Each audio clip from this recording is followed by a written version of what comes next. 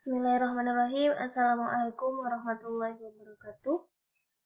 Kita kembali lagi di materi yang selanjutnya, yaitu perekonomian sederhana dua sektor dalam mata kuliah ekonomi makro Islam.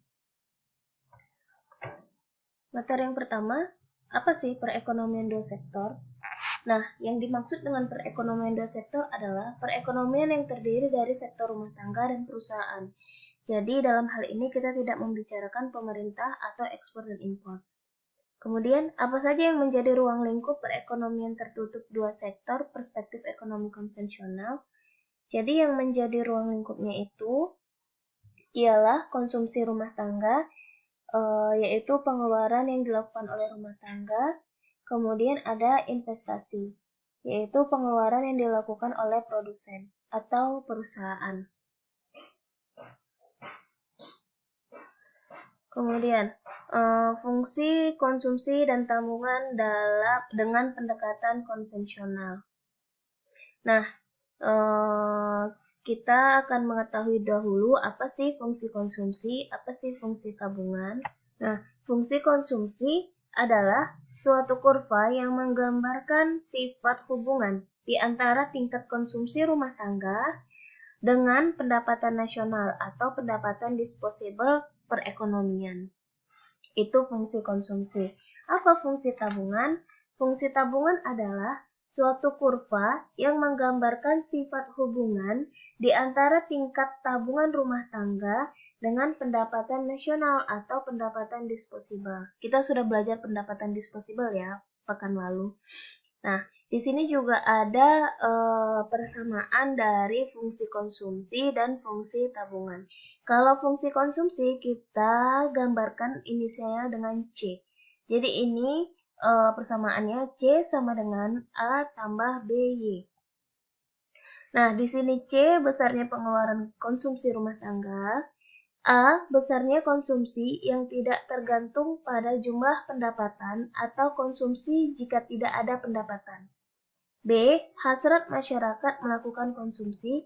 Y. Pendapatan disposable. Nah, kemudian yang ini adalah persamaan dari tabungan. S sama dengan min A ditambah 1 dikurang B dikali Y. Jadi, S ini besarnya pengeluaran tabungan rumah tangga. Kalau A sama dengan yang tadi saya jelaskan, B juga sama, Y juga sama, pendapatan disposable. Nah, kita masuk ke yang selanjutnya, yaitu faktor yang mempengaruhi tingkat konsumsi dan tabungan rumah tangga. Yang pertama itu ada kekayaan yang telah terkumpul. Maksudnya apa? Nah, jadi kalau misalnya kita sudah punya harta warisan, punya tabungan yang banyak di masa lalu, kemudian pokoknya kita berhasil mengumpulkan kekayaan di masa mendatang itu. Jadi keadaan seperti ini membuat masyarakat itu tidak terdorong lagi untuk menabung, melainkan mereka lebih memilih untuk mengkonsumsi. Sebaliknya, jika orang yang tidak pernah menabung di masa dulunya, kemudian juga tidak ada kekayaan apapun untuk di masa mendatang, mereka akan terdorong untuk menabung untuk masa yang akan datang. Kemudian yang kedua, tingkat bunga. Jadi tingkat bunga dapat dipandang sebagai pendapatan yang diperoleh dari melakukan tabungan. Jadi masyarakat akan membuat lebih banyak tabungan apabila tingkat bunganya tinggi, karena lebih banyak bunga yang akan diperoleh. Kalau tingkat bunganya rendah, masyarakat tidak akan berminat untuk menabung. Lebih baik dia mengkonsumsi saja. Kemudian yang ketiga adalah sikap berhemat. Jadi ada sebagian masyarakat yang mempunyai sikap untuk berhemat. Dia tidak suka belanja berlebih-lebihan dan lebih mementingkan tabungan. Kemudian keadaan perekonomian. Jadi dalam perekonomian yang tumbuh dengan teguh dan tidak banyak pengangguran, masyarakat kecenderungan melakukan perbelanjaan yang lebih aktif. Mereka mempunyai kecenderungan berbelanja lebih banyak pada masa kini dan kurang menabung. Tetapi dalam keadaan kegiatan perekonomian yang lambat perkembangannya, tingkat pengangguran yang meningkat, jadi dan sikap masyarakat dalam menggunakan uang dan pendapatannya makin menjadi hati-hati. Itu dalam perekonomian kita termasuk orang-orang yang suka menabung. Kemudian yang kelima, tidak tersedianya dana pensiun yang mencukupi.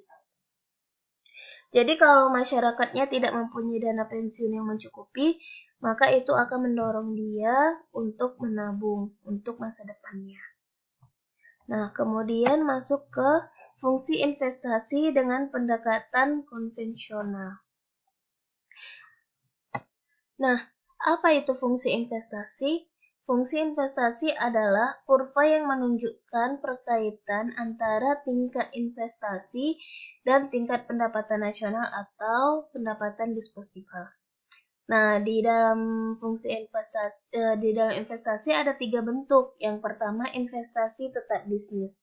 Apa itu? Investasi tetap bisnis itu pengeluaran investasi untuk pembelian berbagai jenis barang modal, seperti mesin, peralatan produksi lainnya.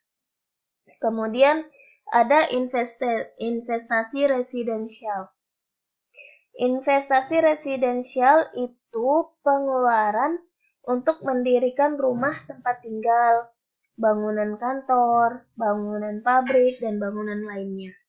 Kemudian ada investasi persediaan.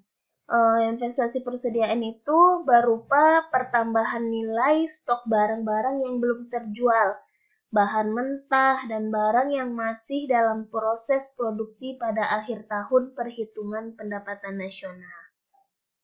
Nah, itu ada 3 bentuk. Itulah 3 bentuk investasi. Kemudian ini dalam rumus mencari investasi itu ada Y sama dengan C tambah I. Y itu pendapatan nasional, C konsumsi, dan I investasi. Nah, di sini ada contoh soalnya. Diketahui persamaan konsumsi C sama dengan 150 ditambah 0,7 Y. Sedangkan investasi bersifat autonomous, I sama dengan 20. Bersifat autonomous ini berarti tidak dipengaruhi oleh faktor-faktor lainnya. Nah, berdasarkan informasi tersebut, berapa besar keseimbangan pendapatan nasional, berapa besar konsumsi? Kita jawab. Rumusnya tadi Y sama dengan C ditambah I. Y, C-nya tadi 150 ditambah 0,7 Y, I-nya tadi 20. Nah, hasilnya 566,67. Ini pendapatan nasionalnya. Kemudian kita cari besaran konsumsinya. Nah, konsumsi C. C tadi persamaannya adalah A ditambah B dikali Y. Y-nya kita udah dapat ya hasilnya ya. Berarti hasil dari konsumsi adalah 546,67.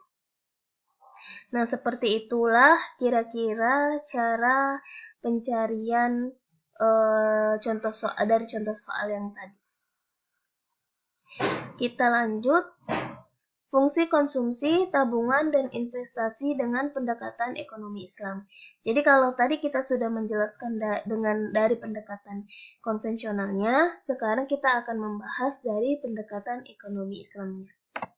Nah, sekarang kita bahas fungsi konsumsi dan tabungan dulu dengan pendekatan ekonomi Islam.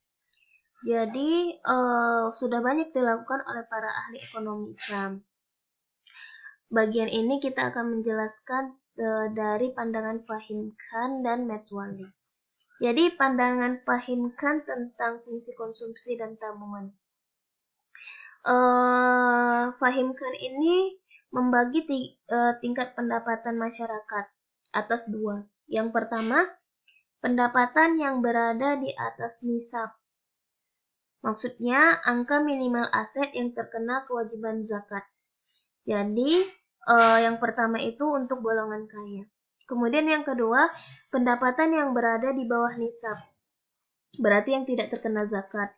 Nah, ini golongan orang-orang yang tidak kena zakat. Kemudian Fahim Khan juga membagi dua bentuk pengeluaran. Yang pertama, konsumsi yang dilakukan oleh rumah tangga tersebut untuk kebutuhan sendiri. Kemudian yang kedua, konsumsi yang dilakukan masyarakat untuk jalan menuju keridhaan Allah.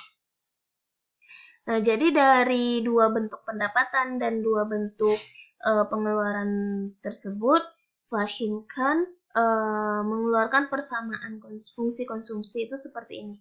C sama dengan A0 ditambah AU dikali U. Nah, jadi persamaannya sebenarnya hampir sama dengan fungsi konsumsi yang dikemukakan Keynes pada ekonomi konvensional, hanya saja berbeda pada pendapatan dan pengeluarannya. Ini di fungsi konsumsi yang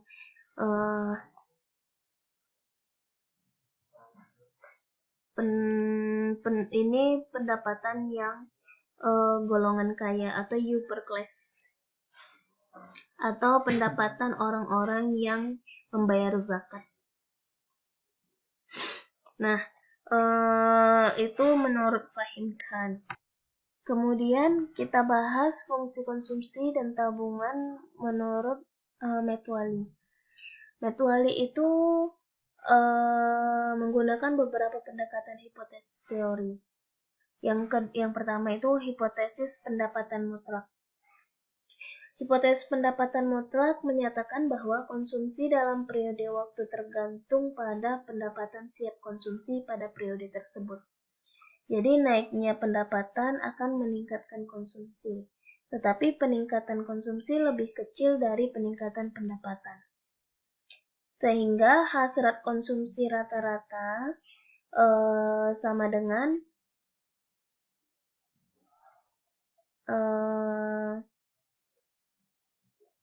sehingga hasrat konsumsi rata-rata dan hasrat konsumsi marginal menurun dengan meningkatnya pendapatan. Jadi Metwali memasukkan peranan zakat terhadap fungsi konsumsi. Kemudian yang kedua ada hipotesis pendapatan relatif. Nah, hipotesis pendapatan relatif menyatakan konsumsi sekarang saja ditentukan pendapatan siap konsumsi pada masa sekarang, tetapi juga pendapatan sebelumnya. Sehingga menurut hipotesis ini, konsumsi rata-rata dan hasrat konsumsi marginal konstan jika pendapatan sekarang lebih kecil dari pendapatan puncak. Kemudian kita masuk pada fungsi investasi dengan pendekatan ekonomi Islam. Nah, fungsi investasi dengan pendekatan ekonomi Islam tentu berbeda dengan fungsi investasi dengan pendekatan ekonomi konvensional.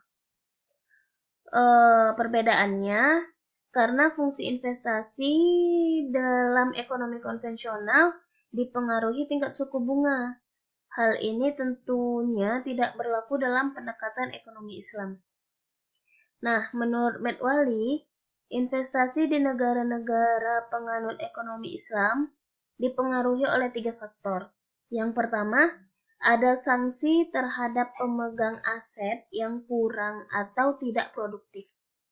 Terus yang kedua, dilarang melakukan berbagai bentuk spekulasi dan segala macam judi. Kemudian yang ketiga, tingkat bunga untuk berbagai pinjaman sama dengan 0. Sehingga seorang muslim ada 3 alternatif atas dananya. Yang pertama, memegang kekayaannya dalam bentuk uang kas. Kemudian yang kedua, memegang tabungannya dalam bentuk aset tanpa berproduksi seperti permata. Terus yang ketiga, menginvestasikan tabungannya seperti memiliki proyek-proyek yang menambah persediaan kapital nasional. Nah, itu fungsi investasi dengan pendekatan ekonomi Islam.